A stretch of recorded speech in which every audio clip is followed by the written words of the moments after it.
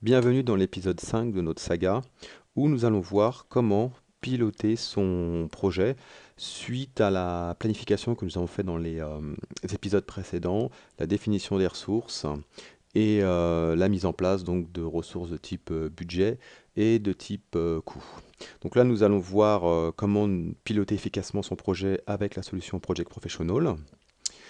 Donc nous allons définir ce qu'on appelle une planification initiale ou une planification de référence qui va permettre de prendre une photo du projet à un instant T et à partir de cette photo pouvoir mesurer les différents types d'écarts en termes de délai, de coût, etc. On va aussi, pour nous aider à piloter notre projet, définir des indicateurs de pilotage et nous verrons aussi comment on peut restituer donc, des reportings globaux afin de communiquer autour de l'avancement du projet. Donc nous allons passer directement à la présentation et nous allons reprendre notre projet FDS là où nous l'avons laissé lors de la fin de l'épisode numéro 4.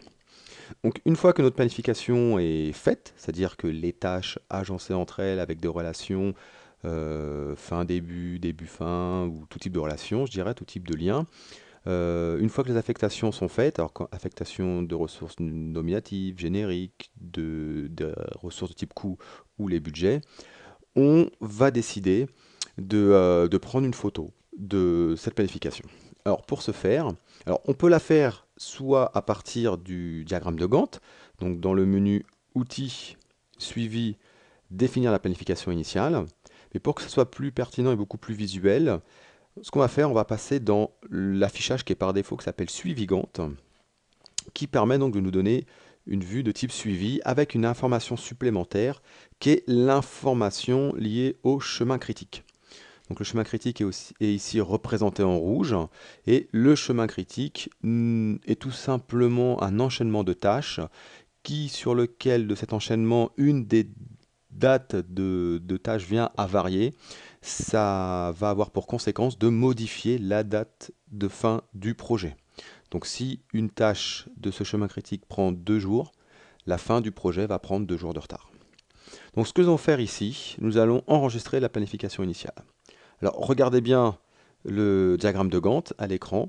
Lorsque je vais cliquer sur Définir planification initiale, une fenêtre va apparaître qui va me demander quelle planification enregistrer. Donc nous on va prendre la première, mais sachez que vous pouvez enregistrer donc 11 planifications initiales ou planifications de référence. Des options nous permettent de définir si on veut le faire pour l'ensemble du projet ou pour les tâches sélectionnées. Très pratique lors de rajout de nouvelles tâches suite à la première planification initiale par exemple. Et on va enregistrer notre planification initiale. Alors regardez bien le diagramme de Gantt. Et là, vous venez de voir apparaître ici la référence. À partir de là, lorsque la durée des tâches va varier, ici donc je vais faire varier une durée sur cette tâche-là, on va voir donc l'écart apparaître ici entre la référence initiale et notre planification actuelle. De plus, ces nouvelles fonctionnalités donc de la solution Project Professional 2007, toutes les modifications de tâches et tous les impacts liés à cette modification sont représentés ici avec un surlignement en bleu des cellules. Il est tout à fait possible de modifier la couleur de ce surlignement pour des besoins donc, de reporting. Dans le diagramme de Gantt suivi, il est aussi tout à fait possible de rajouter des indicateurs graphiques afin de nous aider à piloter plus efficacement notre projet. Un des premiers indicateurs graphiques que l'on peut mettre en place rapidement est l'indicateur sur la date d'échéance. C'est une fonctionnalité qui est très peu connue mais qui peut être très utile pour placer des marqueurs de délai très rapidement. Alors pour placer cet indicateur, ce marqueur, alors comment on peut faire? Vous double-cliquez tout simplement sur une tâche et dans l'onglet Avancé, rajouter ce qu'on appelle une date d'échéance. Ici, on va dire, bah voilà, cette tâche ne doit surtout pas se terminer après le 29 juin, par exemple. Donc, après avoir défini cette date, vous voyez ici une flèche apparaître en vert dans notre diagramme de Gantt. Si jamais cette tâche vient à dépasser la date d'échéance, un indicateur apparaît dans la colonne d'information pour nous remonter l'alerte que l'on a définie. Donc ça, c'est, je dirais, un premier niveau d'alerte que l'on peut définir. Si on a besoin d'avoir des indicateurs sur l'ensemble des tâches, des phases et des projets, on peut aller beaucoup plus loin en créant des indicateurs personnalisés. Pour ce faire, on va tout simplement créer un champ personnalisé de type tâche. Donc je fais un clic droit sur l'entête d'une des colonnes et je vais cliquer sur personnaliser les champs. Dans cette fenêtre, je vérifie bien que je suis sur un champ de type tâche et ce champ-là, je vais définir en tant que nombre. Par exemple, je vais le renommer et je vais l'appeler indicateur délai. Je vais rajouter une formule à ce champ personnalisé, une formule qui va se baser sur les champs de type date. Donc je vais chercher ma date de fin planifiée, je vais prendre la première vu qu'on nous a fait qu'une seule référence initiale pour le moment, moins la date de fin du projet, tout simplement. Alors, chose très importante, si je souhaite voir mes informations remonter au niveau des phases et du projet, je clique ici sur utiliser une formule pour le calcul des lignes récapitulatives.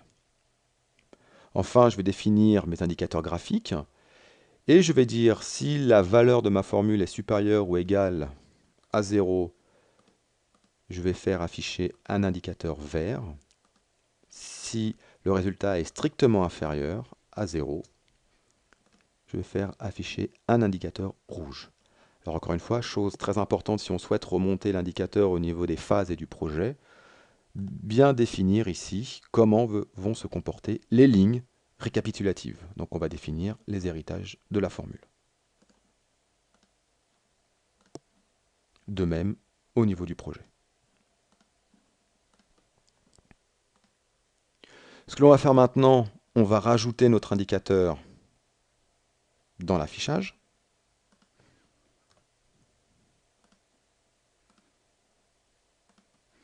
Et on voit que tout est rouge. Ceci est dû justement à la modification que nous avons fait précédemment. Donc on va remettre la valeur initiale pour voir l'indicateur ici revenir en vert. Si jamais je modifie une tâche, la durée d'une tâche qui n'est pas sur le chemin critique, donc représenté en rouge, le chemin critique ici en rouge, je vais voir effectivement la dérive sur la tâche, mais au niveau de la phase et surtout au niveau de la date de fin du projet, je n'ai aucune variation. Si maintenant je modifie la durée d'une tâche qui se trouve sur le chemin critique, je vais voir l'impact que ça a sur l'ensemble des tâches, mais aussi sur la date de fin du projet. Donc je vais annuler ici mes modifications pour revenir dans un état précédent. Si l'on a besoin de faire des indicateurs beaucoup plus fins afin de mesurer différents écarts de délai entre les dates de fin et les dates de fin planifiées, il est possible de créer des formules beaucoup plus complexes avec des indicateurs multiples sur plusieurs niveaux. Ici, donc, un exemple d'indicateur sur 3 niveaux. Ici. Typiquement, si je modifie cette durée, donc je rajoute un jour, mon deuxième indicateur 3 niveaux passe en orange là où mon indicateur précédent passe en rouge, ce qui me permet donc de rajouter des nuances en termes de planification. Voilà, donc maintenant si je modifie de façon drastique la date de fin, effectivement, là ici je vais passer en rouge et avec les valeurs qui sont sorties si je laisse ma souris sur l'indicateur. Donc ceci nous permet très rapidement d'avoir en place un tableau de bord qui nous permet de piloter soit avec les options natives qui sont les dates d'échéance, soit les indicateurs graphiques à 2 niveaux ou 3 ou n niveaux en fonction de nos besoins. Pour aller un peu plus loin sur l'indicateur à 3 niveaux ici, si je vous montre la formule utilisée, vous pouvez voir que c'est une formule type Excel, mais qui peut être assez complexe en fonction des nuances que l'on souhaite intégrer dans nos formules de calcul.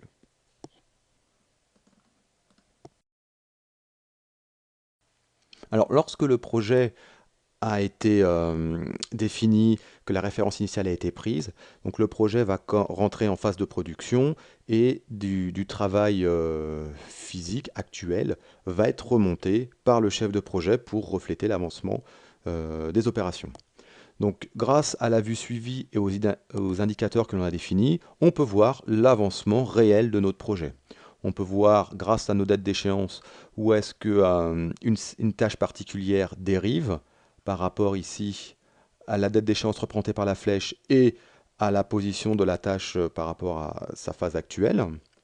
Grâce à nos indicateurs personnalisés, de voir l'évolution donc de la tâche dans le temps, si elle est en retard ou non, et si elle est en retard, quel est son niveau de retard. Mais si on a besoin d'aller un peu plus loin, notamment dans la génération de rapports pour faire un état d'avancement beaucoup plus visuel, on peut s'appuyer sur une nouvelle fonctionnalité de la solution Project Professional 2007, qui sont les rapports visuels.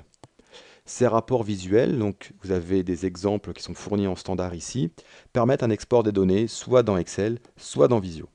Dans l'épisode précédent, nous avons vu des exports dans Excel. Donc ici, nous allons voir comment exporter dans Visio et comment Visio peut nous aider à créer des reportings très visuels. Donc on va faire un rapport d'état des tâches ici et on va injecter les données dans Visio. Donc Visio va nous permettre de faire une représentation graphique de nos données. Donc ici, ça nous permet de voir donc pour notre projet, qui lui est encore en bonne santé, c'est-à-dire que la date de fin correspond à ce qui a été planifié au départ, comporte des phases ici terminées à 100% et des phases qui prennent du retard, où il y a de l'avancement, mais qui prennent du retard. Donc en changeant le zoom ici, ça me permet d'avoir quelque chose voilà, de beaucoup plus graphique.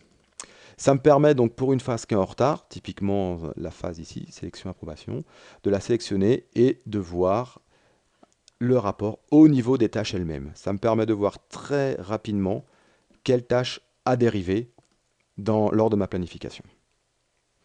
Ce type de rapport peut ensuite être sauvegardé pour être présenté en comité de pilotage projet. Alors, ce qu'il faut retenir de cet épisode, c'est bien entendu la planification initiale, ou devrais-je dire les planifications initiales ou de référence. On entend souvent les deux lorsqu'on parle de Project Professional. Ça permet donc d'un instant T de prendre une photo de notre planification et de pouvoir mesurer les écarts entre ce qui a été planifié et ce qui est vraiment réalisé sur le terrain, avec la possibilité d'enregistrer plusieurs planifications de référence. Nous avons vu la possibilité donc de créer des indicateurs qui permettent, en plus de la planification de référence, en plus de la définition de date d'échéance pour certaines tâches, d'avoir une représentation très graphique de notre avancement. Et enfin, nous avons vu la puissance de reporting en exportant les données soit dans du Excel, soit dans du Visio. Donc le prochain épisode fera partie donc, du chapitre 2, qui est un sujet à part entière qui concerne la reprise de l'existant, car nous avons vu que beaucoup de personnes planifient au sein de Microsoft Excel et que beaucoup souhaiteraient passer sur Project Professional mais ne le font pas car ne savent pas comment récupérer leurs données. Donc nous verrons ça donc dans l'épisode numéro 6 qui va faire partie du chapitre numéro 2. Les ressources apparaissent à l'écran, donc le site officiel microsoft-project.fr, mon blog dans lequel vous trouverez des vidéos sur Project Professional et bien sûr le site microsoft-project.fr pour télécharger la version d'essai et easierwithproject.com pour acheter la solution et pouvoir l'essayer aussi. Merci d'avoir suivi cet épisode et à très bientôt.